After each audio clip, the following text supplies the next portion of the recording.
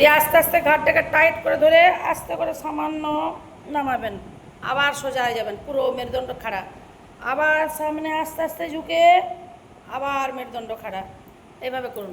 2 3 4 5 6 7 ঘাড়ের, 8 9 মেরুদণ্ড, হ্যাঁ পিঠের থেকে কোমর পর্যন্ত ঘাড়ের এটা হচ্ছে 8 9 10।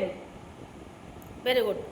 আচ্ছা এবার সাইডটা করুন এরকম করে ঘাড়ের 1 বসে দুটো হাতল ধরেলেন, 1 2 3 4 5 6 7 8 9। ধরতে হবে না, ঘাড়ে ধরতে হবে না, ছাড়া ঘাড়ে ছেড়ে দেন।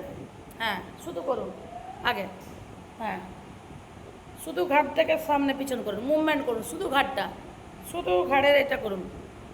হ্যাঁ বাস এবারে সামনে 1 2 3 4 5 6 7 8, শুধু ঘাড়ের, থুতনিটা ঠেকাবো এখানে।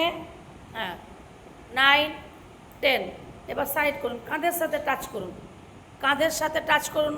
1 2 3 4 5 6 7 8 9 10।